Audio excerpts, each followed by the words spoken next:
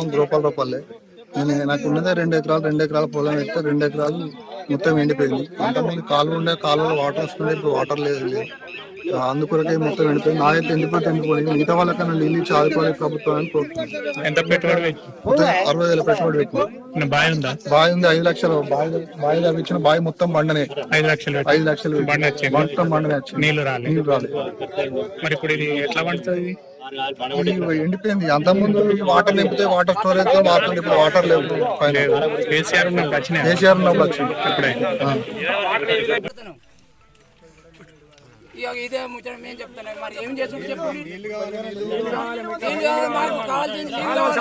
నీళ్ళు కావాలి.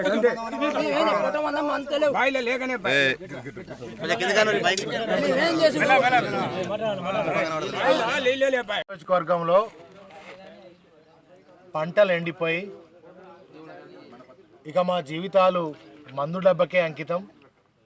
మేము సచ్చుడు తప్ప ఇంకో మార్గం లేదు మా పరిస్థితి అని రైతులు అన్నమో రామచంద్ర అని ఏడుస్తున్న పరిస్థితి ఇవాళ చొప్పదండి నియోజకవర్గంలో రైతన్న అరిగోస అన్నదాత మరి ఆ బాధ మామూలుగా లేనటువంటి పరిస్థితి ఉంది.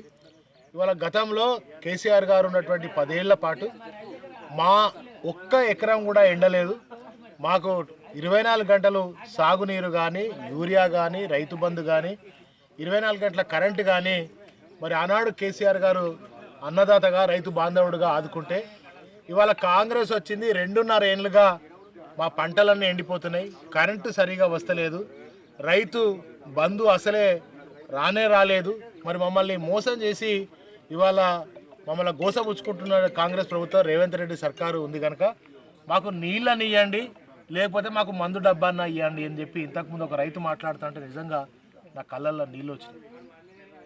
రైతన్ననేమో కంటికి రెప్పలా కేసీఆర్ గారు ఆనాడు రైతన్నను కాపాడుకుంటే ఇవాళ రైతన్న తిరిగి గతంలో 12 ఏళ్ల కింద కాంగ్రెస్ ఉన్నప్పుడు ఎట్లయితే రైతుల ఆత్మహత్యలు ఉండనో మళ్ళీ తిరిగి అదే పరిస్థితి ఇవాళ కాంగ్రెస్ ప్రభుత్వం తీసుకొస్తా ఉంది.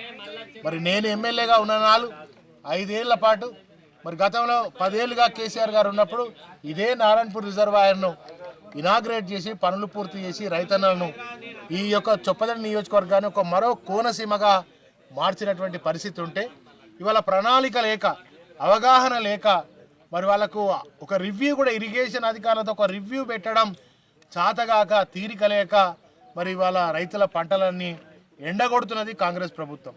మరి పేరుకేమో ఇంతకుముందు గంగాధర చౌరస్తా నుంచి వస్తా అంటే అపర భగీరథుడు అని మేము ఒక్క ఎకరం కూడా ఎండని అపర భగీరథుడు అని ఒక పోస్టర్ చూసిన, నేను పెద్ద కటౌట్ హోర్డింగ్ చూసిన.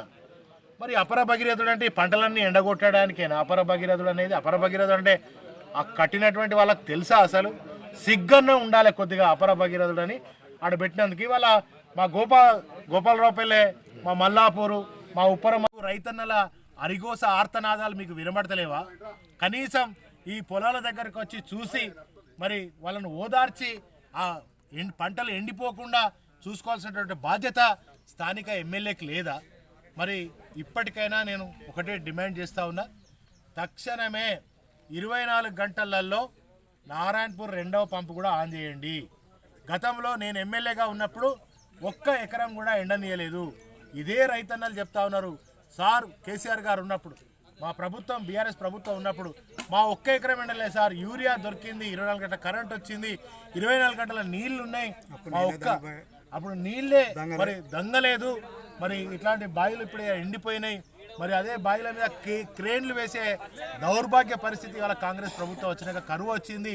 కరువు కాటకాలతో అల్లాడుతున్నటువంటి పరిస్థితి వచ్చింది కనుక మరి అని రైతులు ఆవేదన చెందుతున్నటువంటి నేపథ్యంలో కాంగ్రెస్ ప్రభుత్వాన్ని, రేవంత్ రెడ్డిని, ఉత్తమ్ కుమార్ రెడ్డిని, స్థానిక ఎమ్మెల్యేలను కూడా నేను డిమాండ్ చేస్తున్నా, 24 గంటలలో ఈ నీళ్ళని గట్ట మీరు వదలకపోతే అదేవిధంగా మరి వ్యవసాయ శాఖ మంత్రి మొన్న క్యాబినెట్ జరుగుతుంటే లేడు, దురదృష్టం. మరి రైతు భరోసా ఇవ్వాల్సి వస్తారు. ఆయననేమో మున్సిపల్ ఎన్నికలు అయిపోగానే వెంటనే రైతు భరోసా ఇస్తానన్నాడు.